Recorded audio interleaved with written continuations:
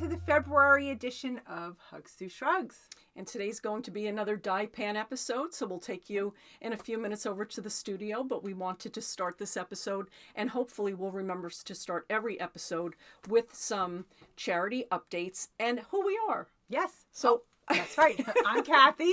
I'm Mary, and we co-organize a charity based in New Jersey called Hugs Through Shrugs. Our mission is to wrap love and support around moms whose lives have been affected by pediatric cancer. We do that in several different ways, and we could talk about that when we're over the dye pan later. Right. But we are wearing some of our signature shrugs. Yes. Kath is modeling our Today. Hope colorway in a Tunisian crochet stitch. I am modeling our Courage colorway in a knitted pattern.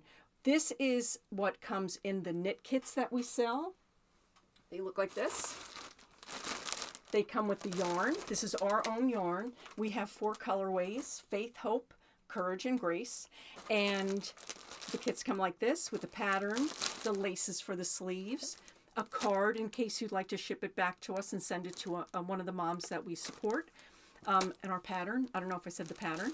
So everything included, and US 19 knitting needles that we actually make ourselves and we include for free with the kits. They are $50 on our website. We also offer a crochet version, and we are looking, we're in the works of putting together a Tunisian crochet kit. Right. I'll show that real quick. And that's an exciting piece of news that we'll share later in the dye pan, that our Tunisian crochet community is building. Yes. And we want to offer a kit for Tunisian crocheters. This is my first sample. We've done one other one, but I really want to get the pattern right. And it's going to be a horizontally made shrug, which is wrist to wrist. So it's going to be about 55 or 56 inches wide by about 28 inches top to bottom. And we also include, it's the same thing, a $50 kit with the yarn. It's going to be 3 different colorways, because with Tunisian, which is a double fabric, it's a single strand project. So you're not holding 2 together like in our other kits. And we also make the Tunisian hooks that are included, and they really work nicely. So we make these hooks that we include in the $50 kit for the Tunisian crocheters. We also offer Tunisian kits where we teach you how to do Tunisian for $20, and that comes with practice yarn, a link to our tutorial, the meeting ID. Anybody's welcome to join our monthly Zooms, which are the first Thursday of each month, and anybody can join those. But if you have questions about Tunisian, feel free to join us in person at those meetings, because you don't need to live in New Jersey or close by to be part of our community. The Zooms have helped us reach people in every state. We do only ship currently to moms in the United States, which it seems funny to say that when YouTube can go anywhere. Right. You know, so we do have to point out that right now with shipping is very expensive even in the United States. And we do have help through several distribution points to get our shrugs directly to the moms that we serve. So right now we're only shipping and dealing with the United States, which is part of why we do a lot of fundraising to help us cover the shipping costs, and that's why we started another yarn line. Oh, our hand-painted yarns, yes. And that's what will take you into the dye studio. Right. And every penny raised through our acrylic Shrug Club kits or our hand-painted yarns, they all fund our mission. Right. Now, we wanted to highlight some of our volunteers. We are very happy to have made a number of sales thanks to Christy Glass's virtual Knit and Escape that was in November, and she's having another one in a couple of days. Kath mentioned that this is our February edition, so this is actually the Saturday before, so it's the end of January, but next Friday, I believe it's February 5th, we're going to be part of Christy's Charity Knit Night, so we can talk a little bit about who we are during that event. And last time, it really helped spread the word. Yes. And we got a volunteer from Mount Kisco, New York, and Beth sent us this perfect shrug. This is our Courage colorway, and we just got it in the mail today, so this is going to go out to a mom. Really beautiful. We have volunteers who come to my house a couple times a month, and we do want to take a minute to point out a couple of the volunteers who brought us a number of shrugs. Nancy, who comes to us from Middlesex, New Jersey, actually cranked out quite a bit. a number of shrugs for us. Yes, and they're all beautiful and perfect. We have 3 here, and she has a couple more. Nancy has been really helpful at helping us get the gender neutral colors done. A lot of these, like if you notice this, when we ship to hospitals, there are times when a dad is staying with the child in the hospital, and Child Life or the nurses who accept our donations and hand them out for us would like something for those occasions when it's a dad. So our more gender neutral totes like this one could go, shrugs can go either to a mom or a dad. And the way we lace these closed, our shrugs are like blanket sweaters. So think of rectangles that are like 28 or 30 inches by like 55 inches, a blanket. And then we fold the corners towards the center, and this is on our website. And actually in our last episode, we do a demonstration of how we lace them together. So our January episode, there's a little video that shows us lacing. We lace the sleeves closed instead of sewing them closed, so the moms or dads receiving them can take the lace out and use it as a small blanket. Yeah. So that's what our shrugs are. You can wear it as a shrug. Or wear it. And it's easy to just put a little pin or a tie, and that helps it stay on. So these are a few of our volunteers that... Oh, I forgot Leslie's too. I wanted to show Leslie's. Yep. So Nancy was a crocheter, a regular crocheter, and she converted over to Tunisian because she can crank these out so quickly. Leslie was a knitter. She still is a knitter. But she really appreciates mixing up the Tunisian to give her hands and wrists a break because Leslie was having some trouble. The funny thing is, Leslie learned on the smaller crochet hook, like a Q hook, like we have in our kits. And she was still having some trouble with her hands, but she moved up to a T hook, and she's not having any pain at all in her hands. So you would think that it would be more cumbersome. Sometimes the 19 knitting needles can be stressful, but for some reason these really big crochet hooks are comfortable for art makers. And Leslie did this beautiful shrug for us. Yeah, that came out really pretty. So these love her colors. Oh, our favorite. Really pretty. So these are just 2 of our many volunteers. We're going to highlight some different volunteers each month. I was nervous to do them. the Tunisian too at first. I don't know if you remember. And we were at an event when you taught me. And by an hour into it, I was like, okay, I got it. I mean, if you can hold a now knitting I'm needle, an addict. you can hold a crochet hook. And if Yes. you're already a crocheter, then you're halfway there because it's that same crochet motion. You start with a simple chain, and then you're just picking up the stitches. And we'll also share a little bit of news about a new friend of ours who has a Tunisian crochet channel. So Benjamin's channel is called the Tunisian Crochet Channel, I believe. And he has lots of good demonstrations and explanations, and we're trying to help Benjamin spread the word to our volunteers that if you want some really good tutorials, pop onto his channel. Yes. And he's been kind enough to be willing to help us raise some awareness for what we're doing. Right. So I think we covered the volunteers. Yep. We covered what a shrug is, who we are, things that we didn't do in our last episode. Right, yes. Oops. And I guess that covers everything for a year, right, Kat? Yep. Yeah, we just wanted to thank the volunteers who are sending us in so many of the shrugs, and maybe also put one on for you guys for a change, and so let you see how, what we're sending out to the moms. And then also, I think what we're going to do is we're going to try and flip-flop into our shrug hugs. Oh, yeah, so you can see. When we're dyeing. Yeah, we'll pop those on too so you guys can see. The yarn we're going to dye for you today is one of our Shrug Hug hand-painted yarns, and this is our warm hug. So this yarn recommendation is to be done on an 11 needle, where the fuzzy hug from last time was on a 10 knitting needle. So these are all bulkier yarns intended to be held double-stranded, so there are 2 different yarns in one of our giant skeins. So I guess we'll take you guys into the dye studio, and so far so good on this episode. See you in a minute. Okay. So before we start dyeing, in our dye pan we have 2 of our double skeins of Warm Hug. Warm Hug is a combination of like a light boucle, like maybe a DK weight boucle, and a fingering sparkly yarn. And we'll tell you, oh, do I have the yardage on here? Let's see. I don't have the yardage on here, but we have it on the other labels. This is 2 Warm Hugs, making one of our Shrug Hugs. Shrug Hugs are these super simple, gigantic cowls that just wrap around you like a big hug.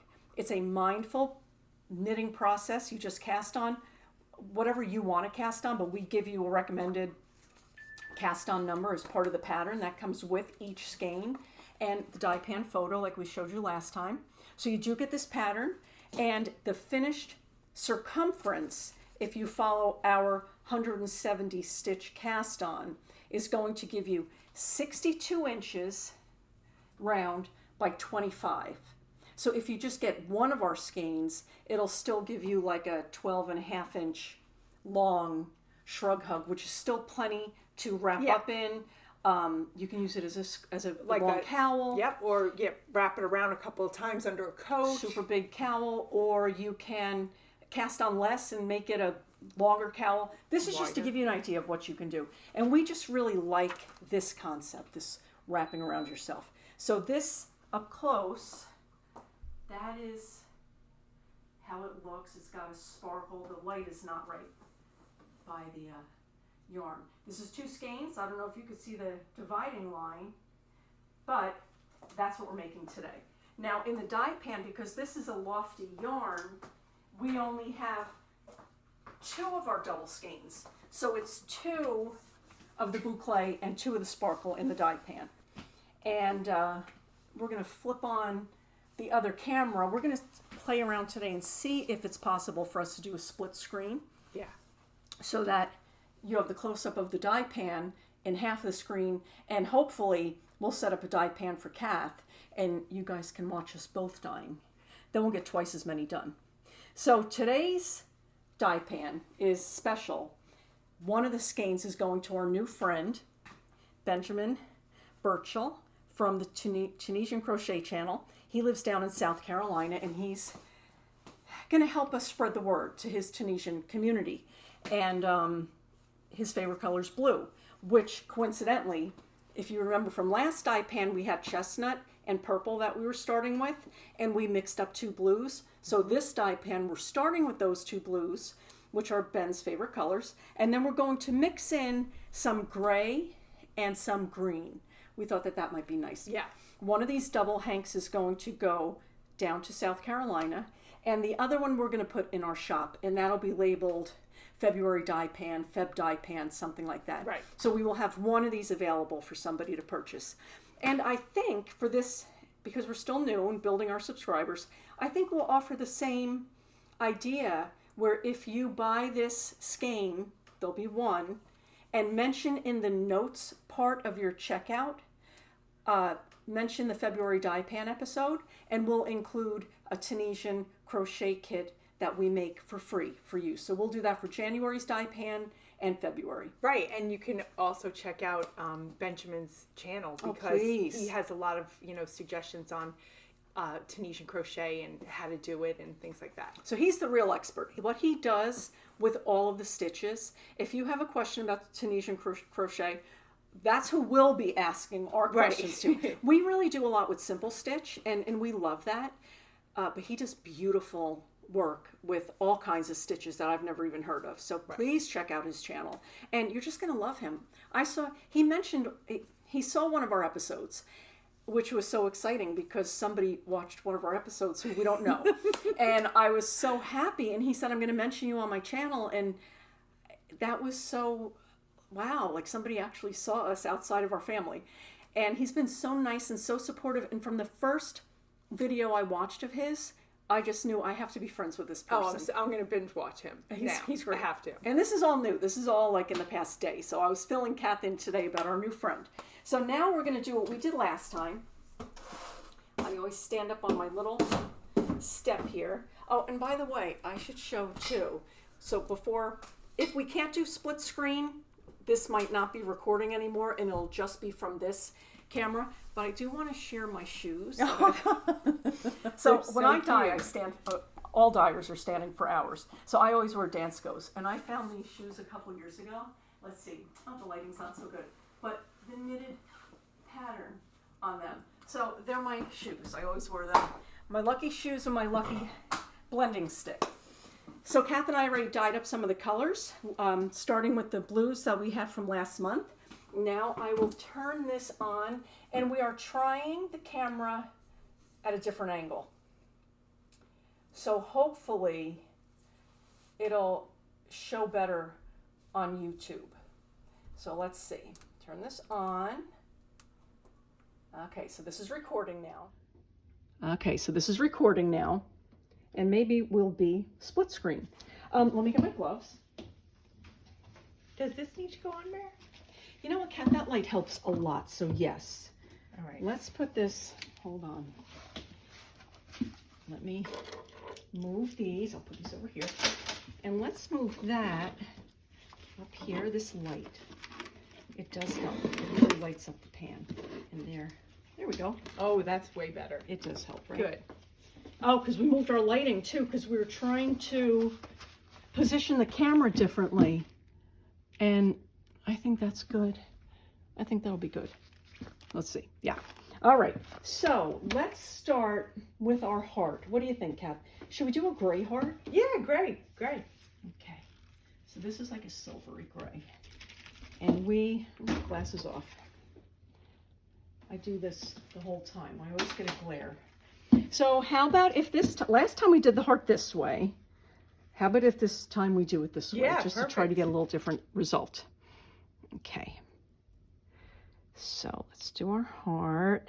I think on the boucle with this particular yarn in our sample, did we split knitting that one or did I knit that one? Oh, I think we did split it. I started it Right, yeah. and passed it off to you.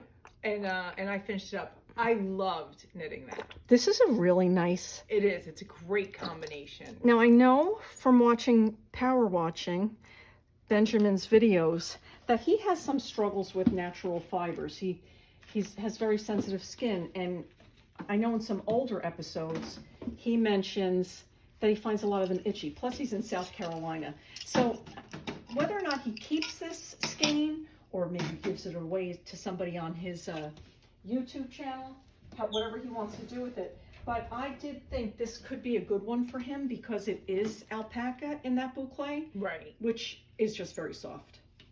Okay, so I gotta mix up a little more gray.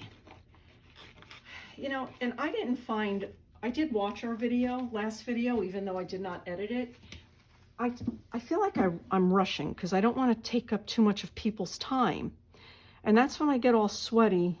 And then my Well, it's also hot. my for you hair over the grows. dye pan. Yeah, but I don't want. I don't know if people find me. I think it's better if I take my time than if people find me rushing, because that would not be good. So let's just plug this in. Sorry, Kath. Where's There is one here. spare I'll do plug? that. Can you do that? Yeah. Okay, so I'm putting. Oh, wait. I'm putting What this. is this one? One is the light. Plug that. Move it over if you have to. I can't. I don't know what's this one. Oh, that's the lamp. What's this one? That's the little lamp. What is this? Here, wait. All right, that's that lamp. All three of these should fit. Let me see. Is there another? Just move this one down. There's not another thing. Oh, maybe that way to work. Well, I do have the outlets over here too. Okay. Plug in something over here. Yep. Oh, this Behind one. that. I'll do this one there. Okay, I'm gonna keep. You keep dying. Yeah. There've been a lot of workmen. We had a lot of work done in our house, and they were down here eating their lunch, and they tended to move a lot of my stuff around, like my lights. So let's get the light back in. Oops. Good. There. Good, good, good. This one's not on. Is it? Is it? still as bright as it was? Yeah. Yeah. I guess this one. Maybe if we... I don't want to move the camera. Okay, we're good. I think that's good enough. So, okay. So yeah, we had work done, a lot of work this week, which is why the workman's stuff is all over this side over there. And they did move my stuff around. I am going to have to pull my hair back today. I said I was going to do that, and then we got distracted. But it's hard for me to see. Okay. I like that gray. It's pretty, right? Yeah, I can't wait to see it with the blue. Now, I do have to say, too, family's upstairs today. And if you hear footsteps, they tend to keep forgetting that we're down here doing this. All right, so let's do this a little bit. Make sure it's getting all the way through. I definitely should have tested the lighting. There is such a glare for me coming up from the metal. Now, last time we did Fuzzy Hug, I was able to squeeze 3 skeins in the dye pan because it's a thinner yarn. This, we can only get 2 in.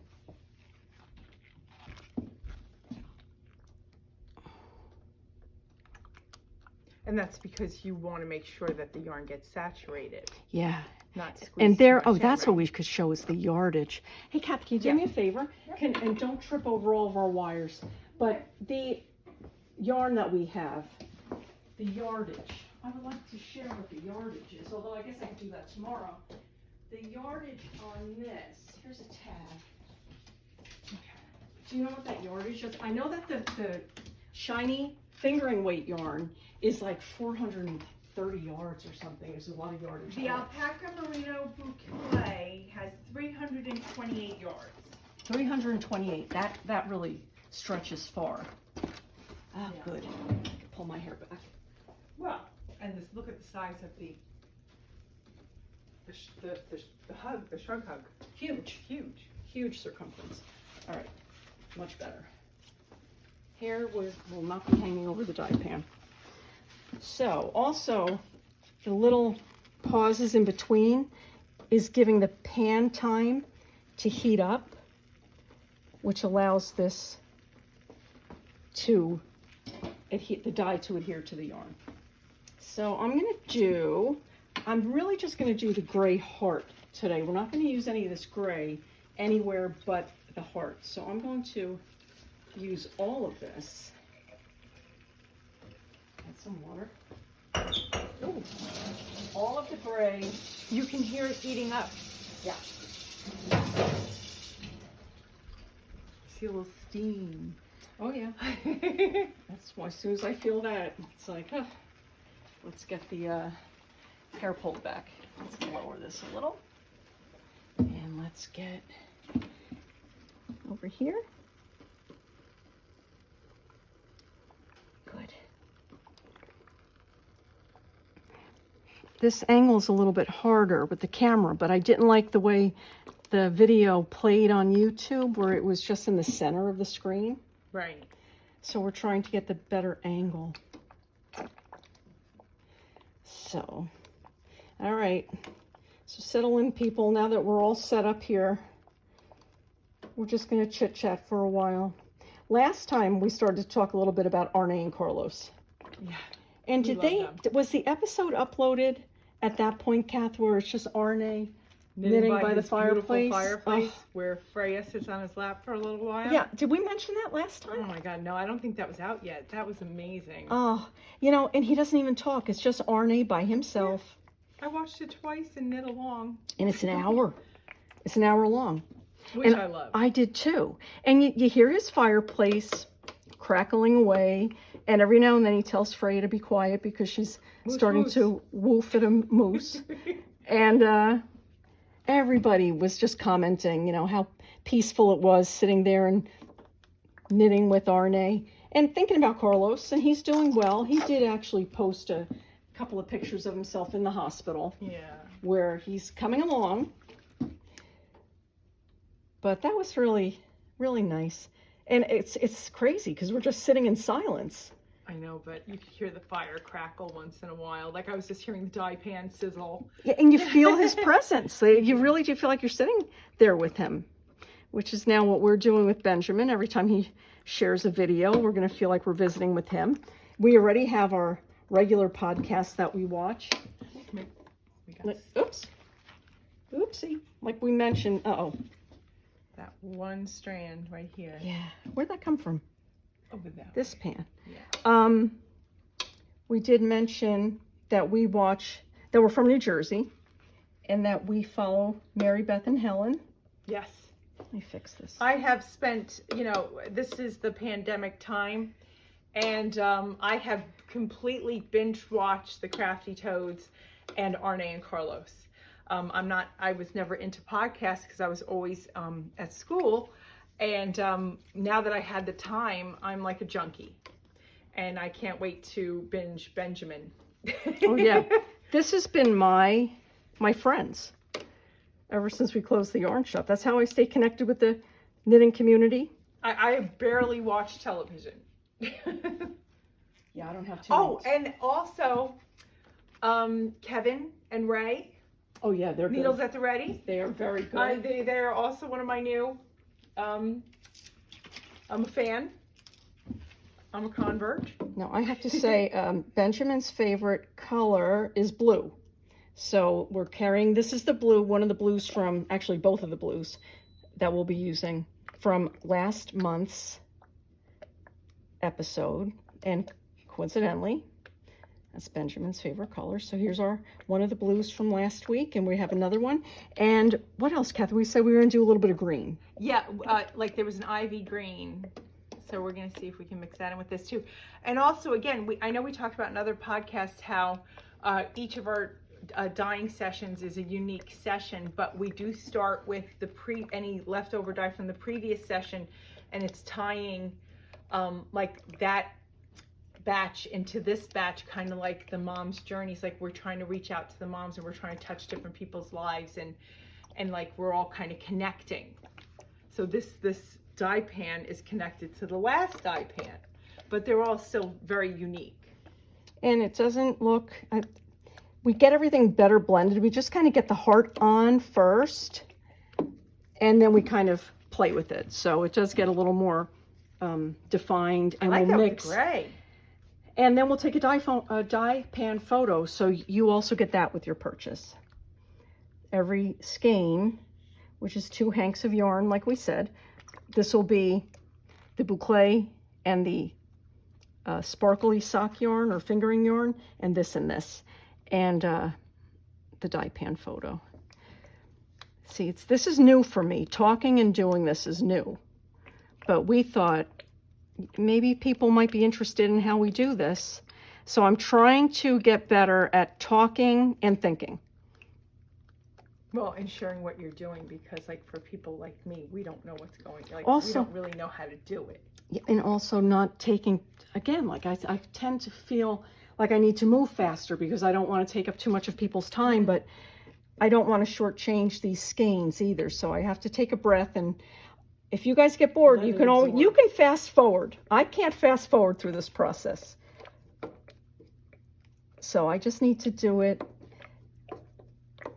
and not rush. Not rush. Okay.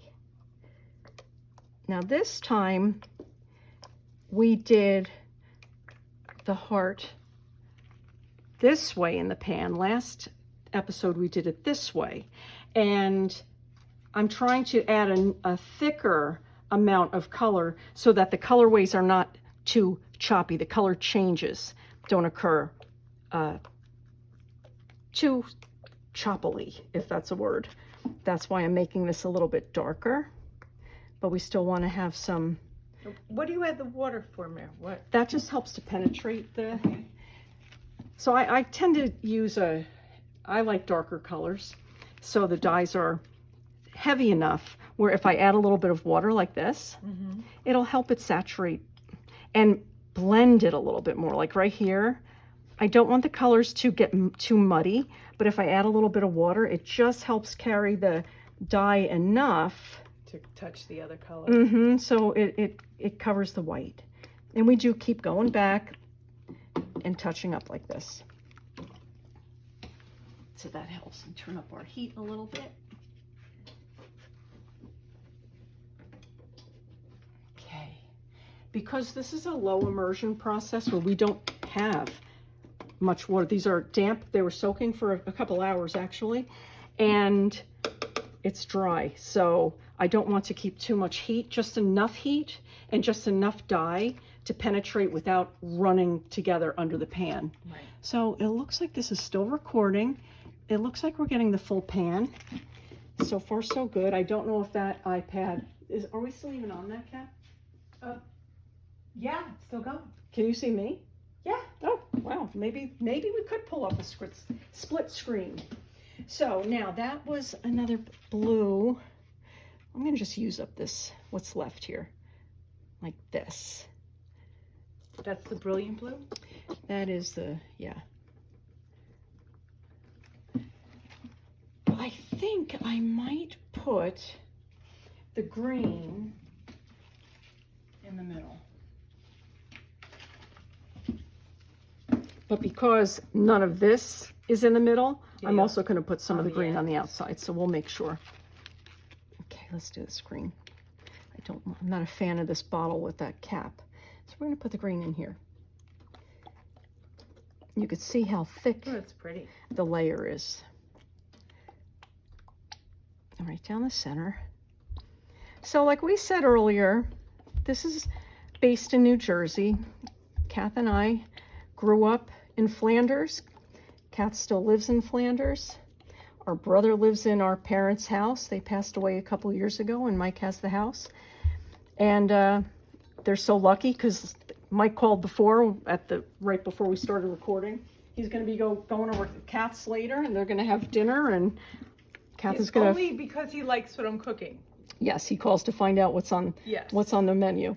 And it's wonderful in Flanders. Like the kids and I go to Kat's house on Halloween, and we just walk a few houses down, and there's Mom and Dad's house, and Mike is in there, and Flanders is so cozy.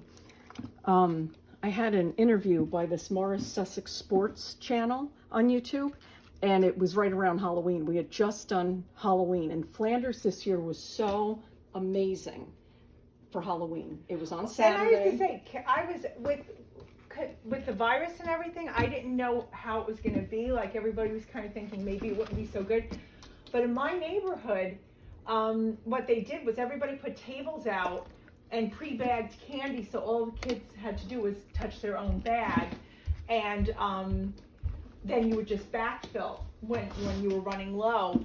And so the tables were at the ends of the driveways, and people in my neighborhood, they set up like almost like outdoor living rooms. They had chairs all set up in fire pits, and you know, them and their immediate families were all sitting back, you know, further on the driveways, and there was music going, and you know, everybody puts out lights, and it was really great. And the dads were all home. Yeah, and all the football games were on. It was college. So many college football football. So the dads were home, and people had music on, and It was awesome. everything was lit up so nicely. Okay. And then, of course, you know, I always like to go for a walk around Christmas. And like last year, remember we went for the walk from my house to Mike's at, was it Christmas Eve last year? It was fun. That was fun. Then we get to see Mike's tree too. And we should share too, Mike is a musician. So let me backpedal. We started out in Brooklyn and moved from Brooklyn when I was 5 and Kath was 4. And Mike came along 12 years later. Yeah. And from the time he was like a year and a half, and our father sat him at a piano that we had in our house, Mike can just play anything. Yeah. He could just play by ear from the time when he was tiny. By the time he was 8 years old, and mostly self-taught, he took little lessons in school and music programs. But gosh, by the time he was in like the 5th grade, he was cello and of course banjo and guitar and piano. He could just play anything. Yeah. And Lute, you know, he plays the lute, mandolin, Yeah, as he got older, he started dabbling with more unique instruments. Right. And that's where his mandolin playing, he is becoming really quite well known in the, I guess, Kathy would say bluegrass circuit. Yeah, bluegrass. I mean, sometimes they do crazy things like, but it comes out really great. Like, sometimes they'll do things like with like Pink Floyd or whatever. Like Rolling Stones. Michael play other, types of music as well. But a lot of their, the music they've made themselves is, I think, leaning more toward a bluegrassy sound. Which I don't know if a lot of people know it, but the Eagles really have a lot of bluegrass bases inside their songs. Yeah, so, and I'm thinking while you're talking, Kath. So Mike and his band, they're called the Cerati Trio, Joe Cerati, Pete Lister, and Mike Alexander.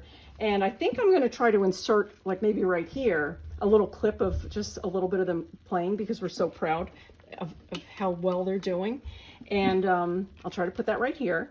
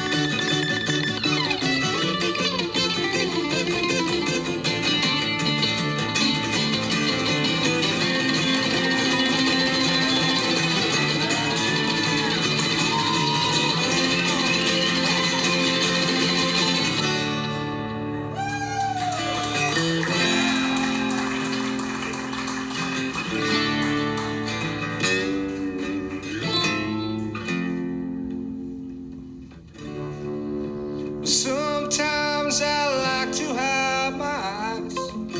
It doesn't mean that I'm unkind.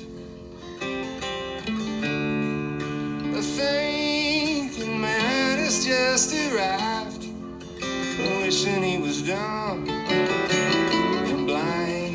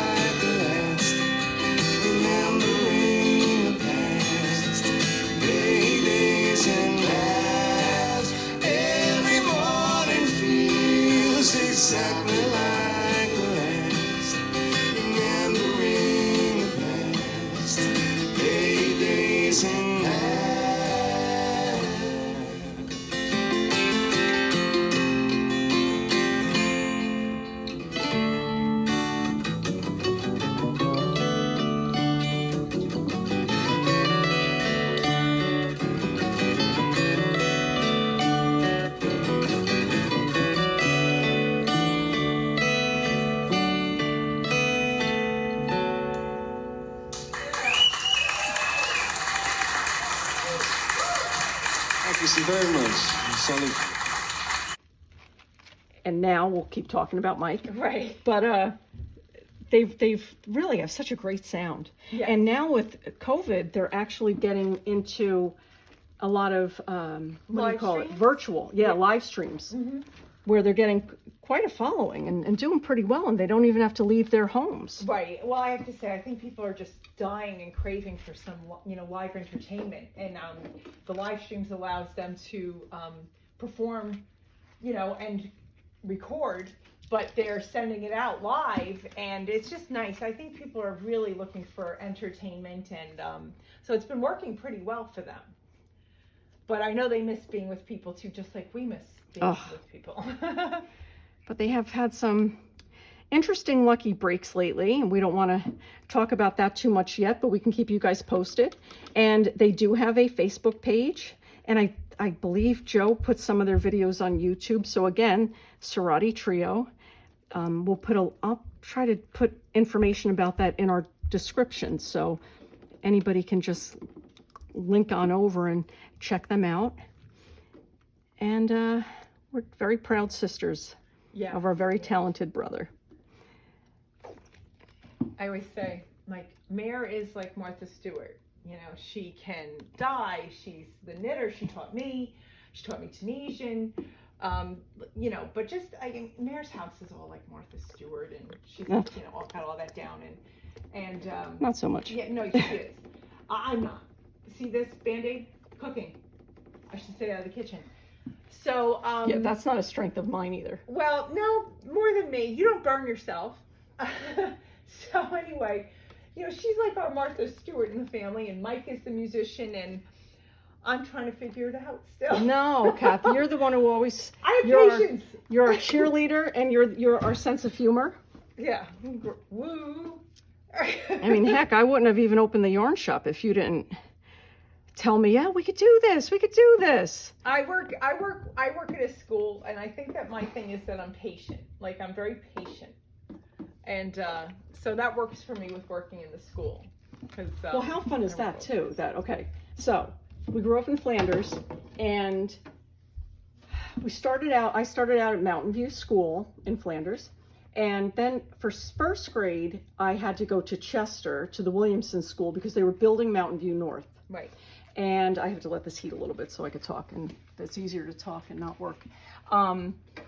So I went to the Williamson School for first grade and a little tiny bit of second grade, like maybe up to like Thanksgiving time. And then I moved into Mountain View North. Then for third grade, I went back to Mountain View, where I was until fifth grade. Then Mom and Dad put us in Catholic school, St. Therese in Succasunna, and then Mars Catholic High School. But those years that I was in Mountain View North and Mountain View, big chunky years, now Kath is teaching in those schools. Oh, yeah. And not only did they connect the two, which is crazy, but the memories, like when at Christmas time, we walked by the school, it's like, the lunchroom, like you could still smell the school and feel the school. Yeah. And you're in there every day. I think that's so much fun. And when the kids find out that I went to kindergarten there, they get a little kick out of that. So, I think that's awesome. I always say back in the dinosaur times, when I went to kindergarten. Now, I'm in Bridgewater, the Martinsville section of Bridgewater, which actually touches Warren Township, Warren, Watchung. So I'm about a half an hour away 35 minutes away from home, maybe. Yeah. So I go through Chester, and then the next town is Flanders, where Kath is, and Chester's where our yarn shop was. And Chester's just such a great town. Oh, and I so think we should do an episode where we're knitting in Chester, and then we can go over and show you where the store was. So much fun. So we have plans. It's just COVID, it's hard because, I don't really, I guess we could find a spot where we could take off our masks. Yeah, maybe in the field I was thinking, we could either go to the park, but I think there might be, I'm afraid there might be a lot of people there, but they have that field that's in between like St. Lawrence and, like that side where they have the flea markets and stuff. Mm-hmm. So we might be able to not wear a mask there, maybe. Well, we are hoping too that things change by summer. Yeah, and that we'll be able to maybe do some of our episodes in different places. Yeah. As we explore and try different things, go different places. And we have lots of plans in the works. And we change as time dictates. Well, I know, having been a yarn store, owner and stuff, people love getting hand-dyed yarns because the skeins are unique and no one else is going to have that exact skein. So, it's something that we thought maybe some of the yarn stores in New Jersey might be interested in having a trunk show where we could offer their knitters some of the hand-dyed yarns, and also offer some of our acrylic yarns if they're interested in charity knitting, because they're a good price, and then maybe do some even knit nights or crochet nights. And we have talked about that because we have owned a yarn shop. We do know how generous knitters and crocheters are, that they always like to pitch in and do something kind with their talent. And there are so many different charities that do wonderful things. A number of them will be highlighted in Christy Glass's Knit Night next Friday. But it's hard to go into a yarn shop and ask people to do a project that requires more yardage, like the blankets for Project Linus, or prayer shawls, or shrugs, which are on scale with the same amount of yardage as those two charities are looking for. It's hard to go into a yarn shop maybe and buy yarn that's affordable enough to donate. And that's where our acrylic line comes in, because we can go into yarn shops and help them too, because we're bringing them small quantities of acrylic yarns that would be comparable in price to what they pay in Michael's or right. What's left now, Hobby, no more AC Moore. So you got know, Joann's, sad. Hobby Lobby, Michael's. So our prices are on scale with those. Right. So the yarn shop makes a little piece of it because they would be consignment sales, and we make money off of it. So you fund our mission while buying something to make for the moms or and it's whatever. fun also for a yarn store owner to be able to offer something different, and they don't have to do anything except open the door. Yeah. We'll take care of the rest of it. So I'm trying to just let these colors soak. I love the colors. I am going to see, I think that this dye pan is a little, I don't want to move it too much because we're good with the camera, but these workmen, they moved everything around and I don't know if the dye pan's level, so I'm waiting for some of this color to absorb before I add more underneath. So that's what I'm waiting for. Passing a little time, which actually we're getting these done a lot faster than when I come down and just do it myself. We are going to take a picture. I just want to add some more color over here, and then we'll take a picture. I guess we'll have to turn off that What iPad. color are you going to put here? Well, maybe the sky blue again, because we have a little bit of sky blue here. We have some of the darker blue here. I could do some of the darker blue up top. I don't know. What do you think, Kath? If you look at this, look at the skein. So we got this and this gray. Maybe I think the darker one. The darker one, because we only have it right here. That sounds good. And a little bit over here. See, now sometimes I will just flip the whole pan around. I wonder if I should do that.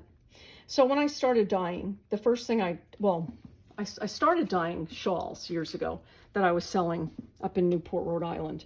And I would actually weave undyed yarn and then dye up these big shawls. And I was selling in a boutique in Newport. And then when we were going to do the New Jersey Sheep and Wool Festival, and I know I've talked about this, but you never know when this is somebody's first time listening, so I'm sorry if I'm being redundant, but we didn't want to go to Sheep and Wool and just be like a charity table setup, because at that time we didn't have our acrylic yarns, and we didn't want to just be set up as a charity handing out information. We wanted to offer something to entice people to come over to our booth, and we wanted to maybe raise some money to capitalize on the opportunity, because it does cost money. Let's see, we still have the whole pan in the picture. Yes. So I said, I'll dye up some yarn, and we will get to the Huge Hug yarn in a couple of weeks and at least show you about those, because we're not going to dye those anymore. That was like a one-shot thing. I just dyed up a bunch of this yarn to sell at the festival, and what we have left over we've turned into the Huge Hug, because it's designed to be on 19 knitting needles. These big cakes of yarn that we made for the festival came with our shrug pattern and 19 knitting needles to kind of introduce the community to what we do, not expecting them to donate the hand dyed, but at least they can see what we were looking for. And now some of the yarns that are in those big cakes, I'm having trouble finding. My mill doesn't make them anymore. So and again, it's fundraising too. Everything that we sell helps to fund the charity. right. So the Huge Hug, whatever is in our shop, is it for the Huge Hug. Yeah. And even the Great Big Hug, that chainette, excuse me, that's in that yarn, I'm having trouble finding. Right. So we'll get to the, but we'll talk about it's both like of an those. opportunity too to do something different. Right. We will still find yarns that we can combine for at least the 15 knitting needle. Right. And then maybe we'll be able to find something to combine for a 19 too, because that's a tricky one. That can get heavy real fast.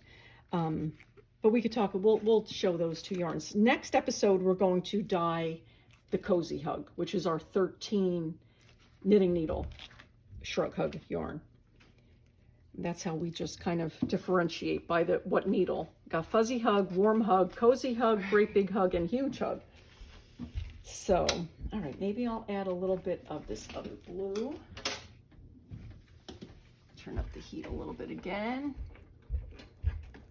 So once we get these colors laid down, we'll take the picture, cover it with the tin foil, let it come down to room temperature. I'll rinse them a couple of times, wash them, rinse them, spin them, hang them to dry overnight, and I'll probably do a quick video showing the finished skeins like last time, and or at least pictures of the finished skeins and how they look wound up. And one will be in the shop and one is going to go to Benjamin. So when do we want to take a photo of the yarn too in the pan? Let me just add the blue over Okay. here so that at least all the color is down, and that should be good. So let me just pour some more of this. I'm gonna take this one's diluted already. Such a pretty blue. Making a mess. That is, all the colors are really nice. I just ordered some, oops. Now where you spilled it, it actually looks absolutely gorgeous. Or I dribbled. Let me get my paper towel. I've ordered a few new colors, some deeper ones that I don't usually use. So I'm looking forward to getting them. I'm going to darken this blue up just a little bit for this corner. This thicker dye stock. This is a wide mouth bottle, so I'm being lazy and not using the funnel. Okay, that should be plenty. And then we have quite a bit of green left over. So I can tell you right now, the color we're going to carry over to our Cozy Hug for our March episode, green. Yeah. We'll start with green. Let's get some heat coming on, lower it a little bit. Alrighty. Good. Where's my lucky blending stick? Oh, right there. Thank you. Okay. I love this green, and it reminds me you did one of the big cakes with the little bit of the cranberry and the green. Oh my God, I love that one. That's actually, I did order a cranberry and a few, a hunter green. Love it. I think I might, I don't know. The Cozy Hug is unique because it's got flecks. It's like a Donegal DK, they call it, and it's got little neps of color in it. So we do have to force ourselves to go lighter with the dye in order to allow the beauty of the yarn to show through. So we don't go as heavy. So it really does look nicer to go with more pastel-y colors. I just ordered some really nice deep colors that'll like they're gonna be really nice, but maybe not for Cozy Hug. We might have to just do another episode. Now I just want to go a little bit lighter with these. For this corner, so this is the same blue that is on the inner part of the heart. I'll get this like this. And Mare had on the Shrug Hug in the beginning, and she also said how you could change it. I had changed the pattern a little bit and I decreased every 5 inches, like 10 10 stitches every 5 inches. And then I went to, instead of just doing the knit stitch, I did a knit 1, purl 1 rib, and I wound up making a big cowly neck at the top of mine. Mm-hmm. Oh my God, I love wearing that. So aside from the hair tie and the bandana that I forgot upstairs that I was going to pull my hair back with for this dyeing part, I had a shrug that I made with one of our hand-dyed yarns and a couple of yarns from our store. I wore it to the Festival of Trees last year.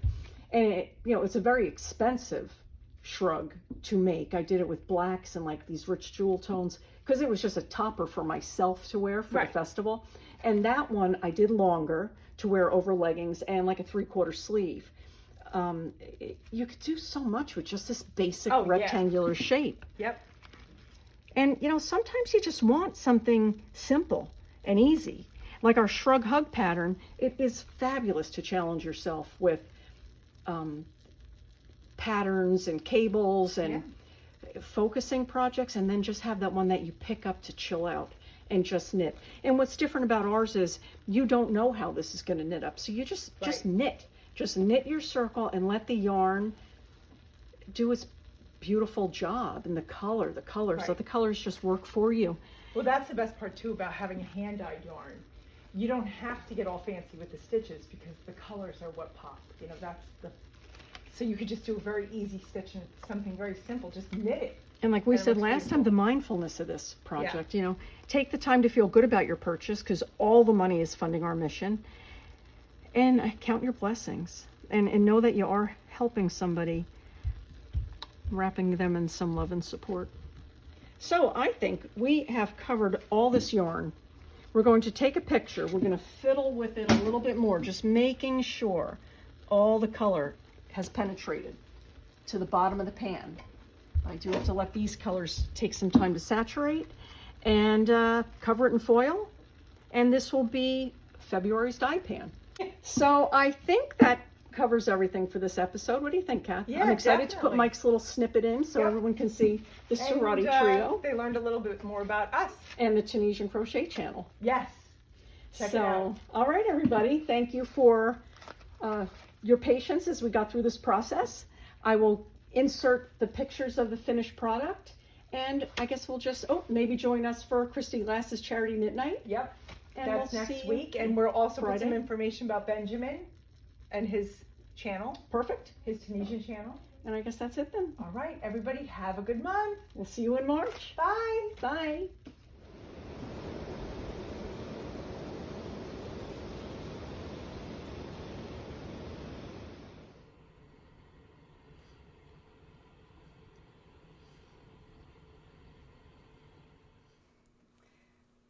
Okay, so here we are the next day.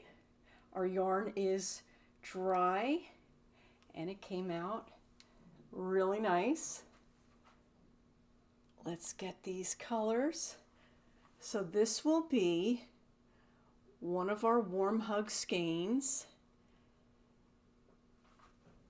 And this will be the other one. One is going to Benjamin and one is going into our shop. Let me put this down for a second so I can try to get the variety of colors. You can see the greens, the pops of green and the pops of gray and the tones of the two different blues that we used. So that is our special February dye pan episode. Our skeins, one will go in the shop, one is going to go to Benjamin of the Tunisian Crochet channel. I will put links to his channel and links to our brothers band, the Sorority Trio. That's Joe Sorority, Pete Lister, and Mike Alexander. I hope that you enjoyed the clip that we put in. We are in the middle of a huge snowstorm right now in New Jersey, and I put the little clip of our storm. So it's a good thing Kath came yesterday to get our recording done because nobody's driving today.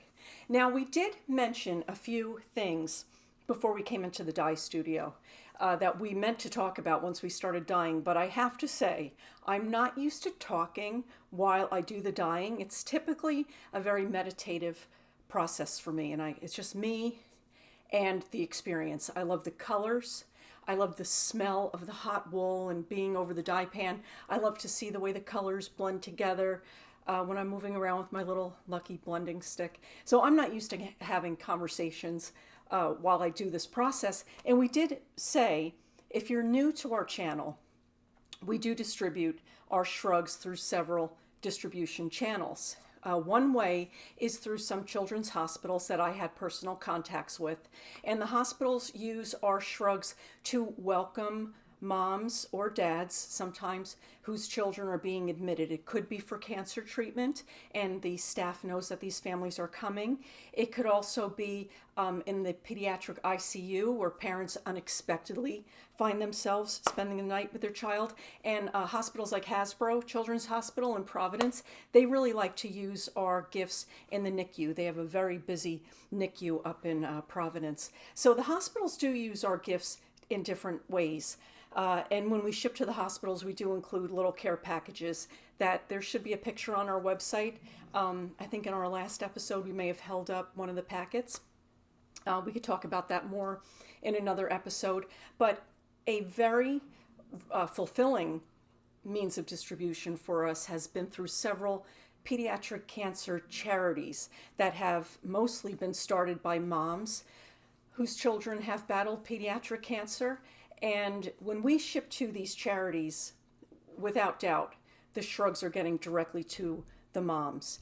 Not that my child life contacts haven't been fabulous, but there is a staff turnover frequently, like in Ronald McDonald houses when we were distributing that way. And sometimes we lose our child life contacts, and it does take some time before we reestablish with the new person in charge. And so far we've been lucky, and the people taking over understood what we do and they're on board. But we will run into circumstances in the future where maybe our gifts get forgotten about or whatever. So sometimes the donation process that way, it does go through a number of hands, from us to UPS to the mailroom at the hospitals to the people who bring it up to the donation girl to Child Life or the pediatric nurses that we know.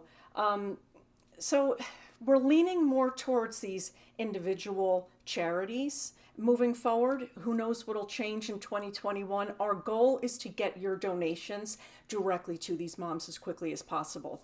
So if we have to morph and change, we guarantee you we will find the best way to get your gift to a mom like you intend when you make it for them. We have this connection that we're building now with Benjamin Burchell from the Tunisian Crochet channel. So I want to just address the Tunisian Crochet for a minute. We are making Tunisian Crochet kits that come with our Q hook, like we mentioned the other day, and our 3 colors are going to be, and let me show them to you. They are going to be Generosity, which is a single strand of one of the yarns that we use in our knitting kits. Generosity, Kindness, which is the one I was working on yesterday. You can see I got a lot done last night and today, a lot of snow outside. Generosity, Kindness, and Gratitude. So these are our 3 Tunisian kits that we're working on now. And it'll be a similar Shrug Club kit purchase where your first kit is $50. It'll come with the Tunisian pattern, the Q hook, the laces for the sleeves, a card in case you decide to donate this back to us or make a comparable shrug that you donate back to us. And when you donate a shrug to us, your next cake purchase, not the whole kit, but the yarn itself, will be half price. So future yarns that you buy from us will be $25, and 100% of all of these purchases help fund our mission. So I wanted to address those 3 colors. Another thing I wanted to talk about, like I said, when I'm dyeing, you get half of my brain because half is in the dye pan. And when Kath mentioned yesterday, I'm the Martha Stewart and Mike is the talent, and she tends to shortchange herself. I can't think fast enough in that moment. But let me explain to you. Kath, first of all, is extremely smart. Any problem I go to, she helps me figure out in 5 minutes. She takes all my scattered thoughts and helps me organize them. That's where her patience comes in very handy, because I'm always all over the place.